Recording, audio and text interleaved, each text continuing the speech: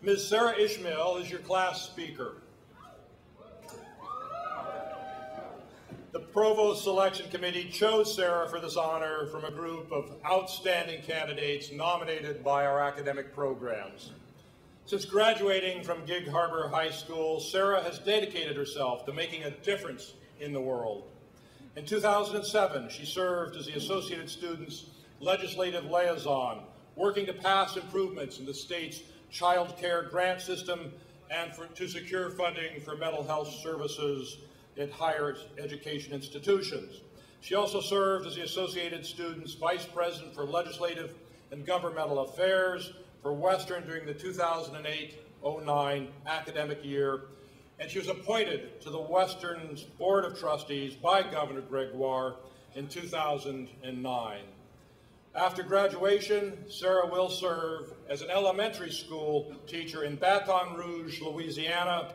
She'll be there for 2 years with the Teach for America program and ultimately plans to pursue graduate studies in law and sociology as well. Please welcome your class speaker, Sarah Ishmael.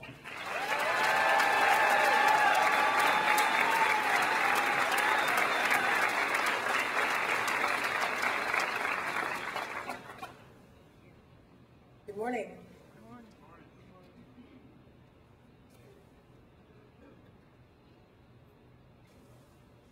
Let me begin with a story of a woman.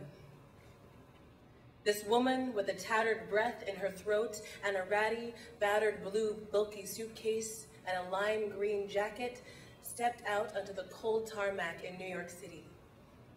She drew a raspy breath that was unsuccessful in filling her body with air. She tried breathing again. She would have to learn how to breathe in this cold new city. She had never experienced snow before.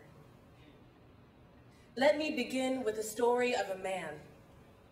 This man arrived as a boy with wide-eyed but silent fear in his eyes, his left fist wound back in preparation for a hard evening of defending what little he and his brother were given on their plates to eat, waiting for their parents to arrive from their home country.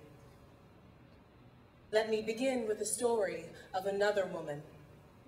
Sitting in a drably beiged cafeteria room, dusty with thick disapproval, causing her, one of the few admitted women to the university, to cough intensely while mixing ketchup packets with water because tomato soup tasted better than the words, "Girl, going to college?" But we'll come back to these stories in a minute. I am honored and I'm blessed to speak today. I'm also amused, actually, because unlike all of you, I can see all the professors sitting in the front row who are excited to see us off, but you should see their faces because they're thinking, dear God, what are we unleashing on the world? Over the past few years, you have to give it to them. They've put up with a lot from us. One particular professor I had in my freshman year found me particularly frustrating, I'm sure. She asked me one day if I had done the extra reading for class, and I said, no, but you never guess what I did do, actually. I was on YouTube, and I actually saw neurobiologist and primatologist Robert Sapolsky's lecture on what makes humans more unique than other species. Okay, so at this point, my professor's eyes glazed over with a look of deep-seated, purple-faced, furious frustration, similar only to the look that first-year students get when they openly admit they use Wikipedia as a source for their paper. You know what I'm talking about. But see, what makes humans unique, according to Sapolsky, is that we, as a species, have come up with this idea of an afterlife, right? The idea that if we struggle for a certain amount of years, sweat, toil, and put up with the most egregiously tedious situations, we will be rewarded with rest, plenitude, and ease upon arrival into this so-called afterlife. Well, fellow soon-to-be graduates, we have toiled. We have worked. We've put up with the most egregiously tedious circumstances, and I'm here to tell you today that there is life after college. Except those of you going on to grad school, I'm really sorry. Robert Sapolsky went on to talk about another trait that humans have that make us even more unique than any other species on the planet. We have the ability to hold in our minds and believe in things that present contradictions. Literally, we gain the strength and the will to commit to doing something despite the irrefutable evidence that it cannot be done. How can that be? How do we do that? I'm going to ask a serious question here, and I want to see hands. How many Star Trek fans do I have in here? Yeah, that's right. Okay. Matt, I know you're raising your hand, Matt Gerald.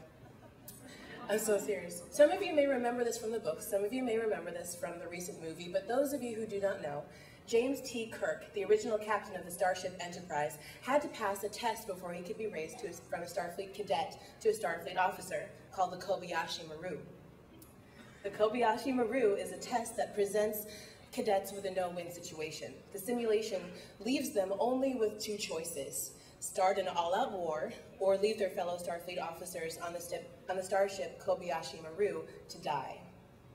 The test is designed to teach cadets about failure. It cheats. It's a stacked deck. Nobody passed the Kobayashi Maru, except for James T. Kirk. How did James do it? He changed the rules of the game. You could call it cheating, and yes, it was cheating, but despite the evidence, despite the calculated impossibility of the odds, he held it as a moral obligation to save the crew of the Kobayashi Maru and prevent a devastating war. Really, actually, it was about preserving his own ego, but work with me here. We, like James, are game changers.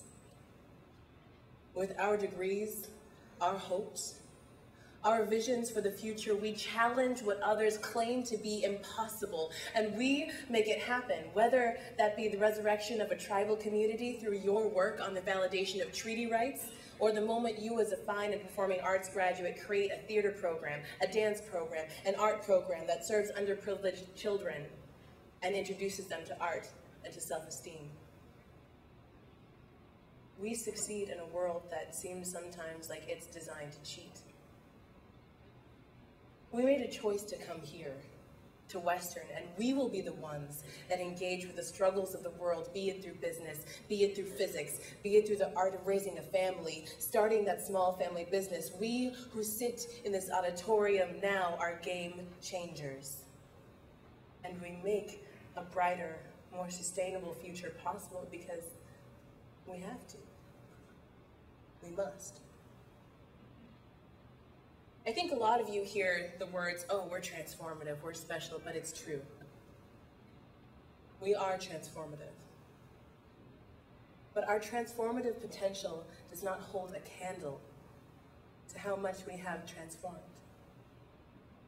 More powerful than the impact on the world I have made so far are the moments where struggle and where strife and growth have gripped me, grasped the pumping arteries of my soul and stretched me to become a woman, to become a leader, to become an active participant in my own life. I want you to take a second and I want you to think now. I want you to reflect now. Maybe look at your family members. When did that moment happen for you?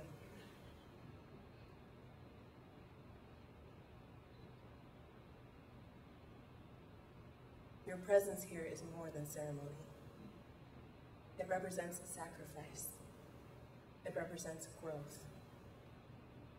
It represents the triumph over all of the moments of doubt, all of the moments of tears and of frustrations.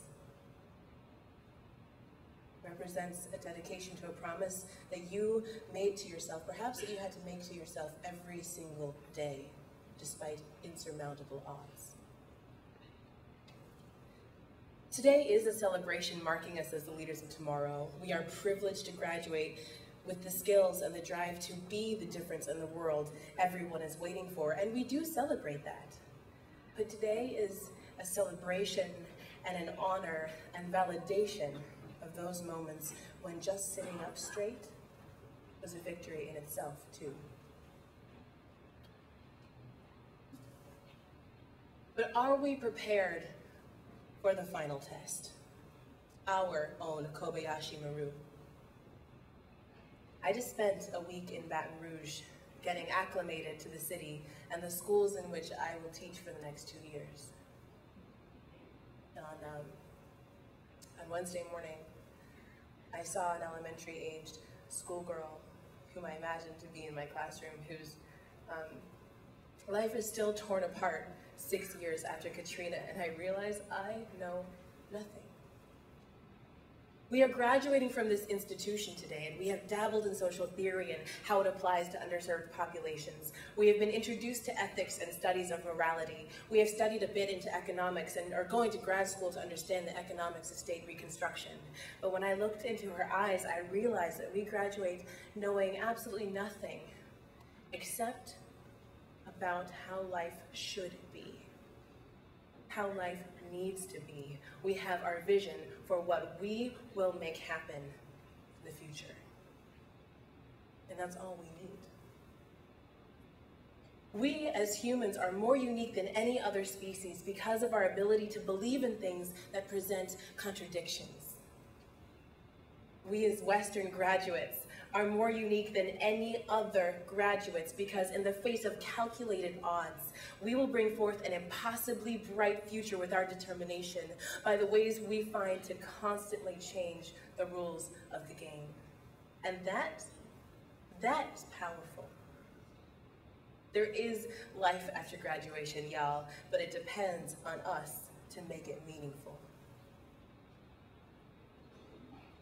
There is no more time for this test. Will you accept the odds or change the rules of the game? And I want you to think about that question. For that little girl in Louisiana, will you accept those odds or change the rules of the game? And you may not think that you're ready now, but we are. We have everything we need. Now, some of y'all are looking bored out there. I need your actual participation, right? I want you to stand up. Stand up if you found strength and ability within yourself you never knew you had. Thank you. I want you to stand up. I want you to stand up if you found that person, those people who keep going, who sustain you. Stand up if through your time here you found a purpose or a cause. Maybe you don't even need one. Stand up if you never needed one to make a difference. Finally, stand up if you're just ready to get the hell out of here. Yeah. See, you do believe me.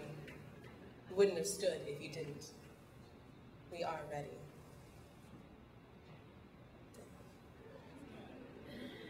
Remember those stories that I talked about in the beginning?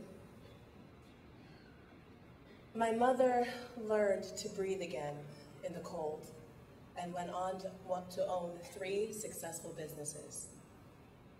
My father has never stopped providing after 27 years in the Army. He retired as a full Army colonel with a PhD and now works for Boeing. My grandmother is the most transformative, iron-willed high school principal the Tacoma School District has ever seen. No one asked them if they were ready. They just were.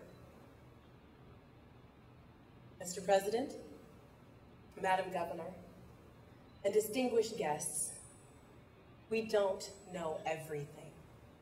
We don't know much about anything yet, but we have ideas, and we're willing to learn.